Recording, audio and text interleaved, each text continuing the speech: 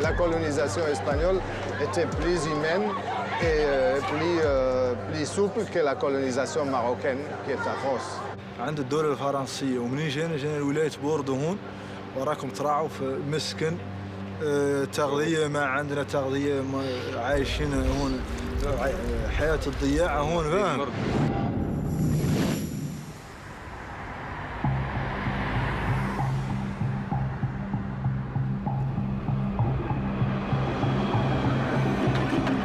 On vient d'arriver à Bordeaux. Alors on n'est pas venu ici pour déguster les meilleurs vins du monde, mais pour rencontrer des demandeurs d'asile sahraouis qui vivent depuis quelques mois dans un bidonville qui est situé sous un pont à côté de la gare de Bordeaux.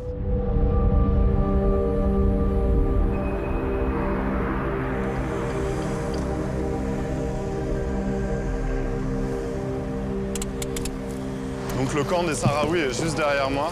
Ils sont quelques dizaines à vivre ici, sous un pont sur lequel passent des trains environ toutes les 5 minutes.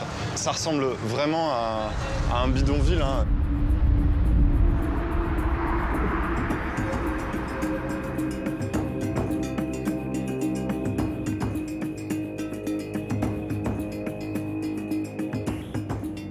Les problèmes des Sahraouis ne s'arrêtent pas aux frontières du Sahara.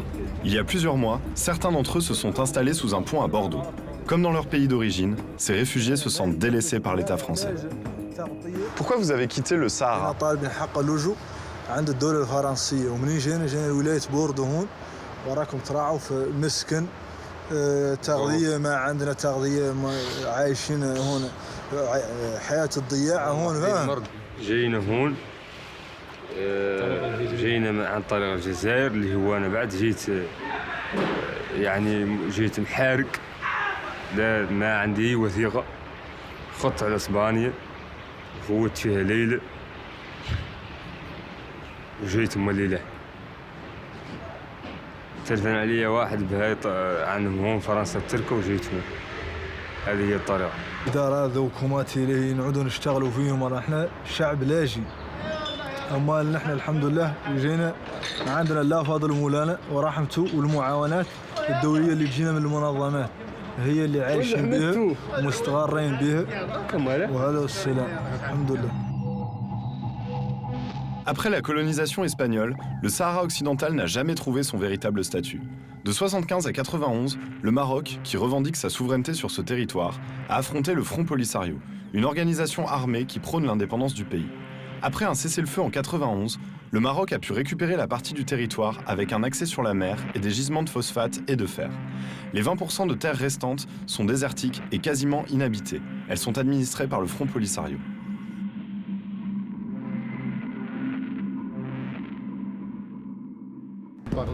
Ils vous ont parlé de ça ? Ouais. J'ai rencontré Omar Mansour, le représentant du Front Polisario en France. Chez lui, à Paris, il m'a montré des photos de prisonniers sahraouis torturés dans les prisons marocaines.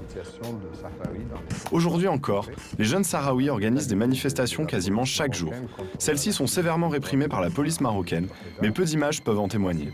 Les journalistes étrangers ne sont pas les bienvenus dans les territoires occupés du Sahara occidental, la communauté internationale reste silencieuse, et les Sahraouis qui vivent du mauvais côté de la barrière se sentent oubliés.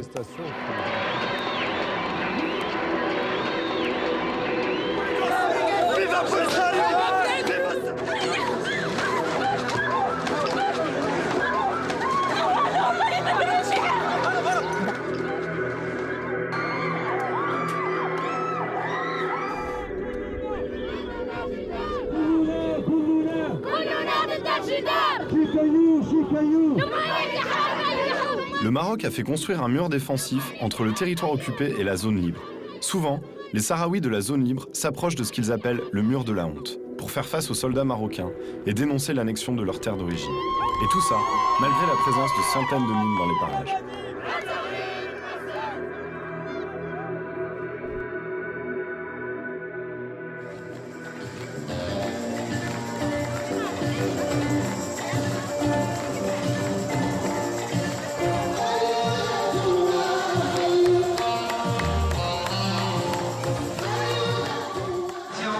ici à Épône, en banlieue parisienne, pour assister à une journée culturelle sahraoui. Les Sahraouis sont un peuple très méconnu ici en France, donc on va essayer d'en savoir plus sur qui ils sont et quelles sont leurs revendications exactes. Ce jour-là, à Épône, la communauté sahraoui fêtait l'anniversaire de la République arabe sahraoui démocratique, RASD en abrégé, un État proclamé en 1976 par le Front Polisario. Jusqu'à présent, la France et l'Organisation des Nations Unies ne reconnaissent pas la RASD. À cette cérémonie, j'ai retrouvé Omar Mansour, qui a passé pas mal de temps à discuter avec l'ambassadeur de l'Algérie. Pas étonnant lorsqu'on sait que le pays dirigé par Bouteflika est le principal soutien des indépendantistes sahraouis. Beaucoup d'entre eux ont d'ailleurs trouvé refuge dans des camps situés au sud de l'Algérie. Vous êtes la ministre de la Culture sahraoui. Vous arrivez directement du sud de l'Algérie, de Tindouf, des campements donc, où sont réfugiés des Sahraouis, certains depuis 40 ans. Oui. Vous, quel est votre parcours et comment vous vivez ça? Vous êtes ministre et vous habitez dans un campement de réfugiés. C'est un peu une ministre spéciale, mais grâce à notre résistance, grâce à la lutte, on peut supporter tout. Ouais. Comment vous expliquez que la culture sahraoui soit si méconnue en France par les Français?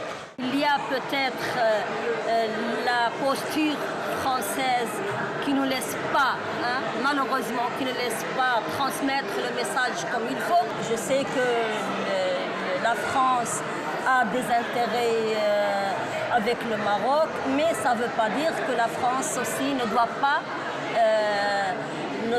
lutter ou bien collaborer pour le respect d'un droit international profondément connu par la France, qui est le droit des peuples à l'autodétermination.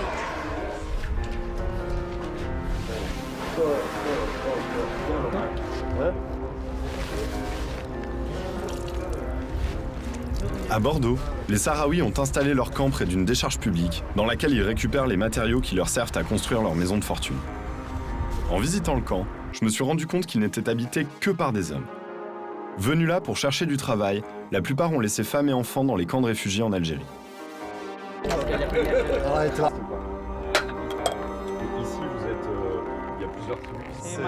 Tu vas nous faire visiter? C'est ma chambre pour entrer. Ouais. Oh.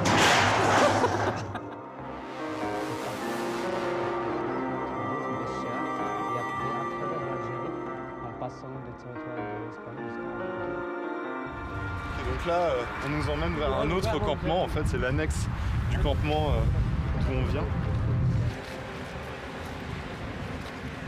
Mais là, il y a de l'eau partout. Là. Oui, c'est un piscine. خيام يسكنوا فيها ولكن في اوقات الامطار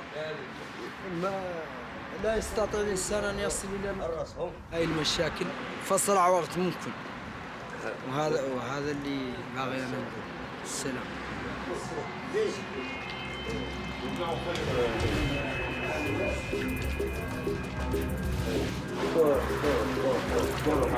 Ouais, là aussi c'est trempé. Ah ouais, le matelas dégouline en fait.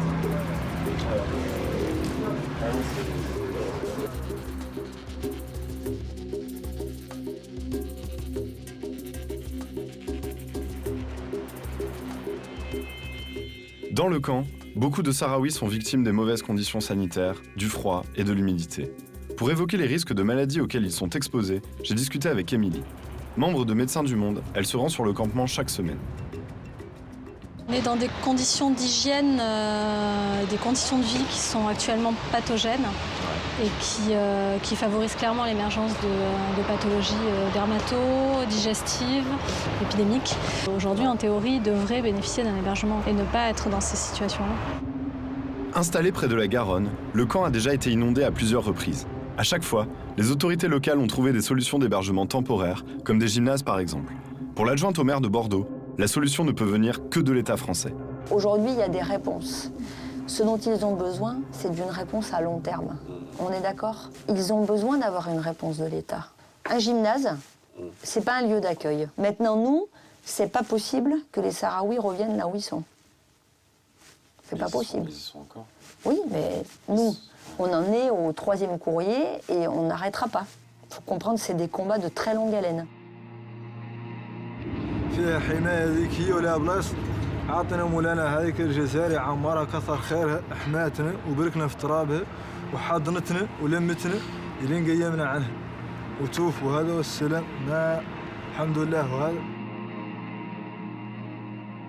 Compte tenu du statut particulier de la RASD, les demandeurs d'asile sahraouis sont dans une impasse administrative. Si la position de la France sur la question du Sahara occidental ne joue pas en leur faveur, tous espèrent obtenir un toit et un travail dans ce qu'ils appellent le pays des droits de l'homme. Après des années d'errance loin de leur terre natale, l'espoir d'une vie meilleure se fait plus mince chaque jour.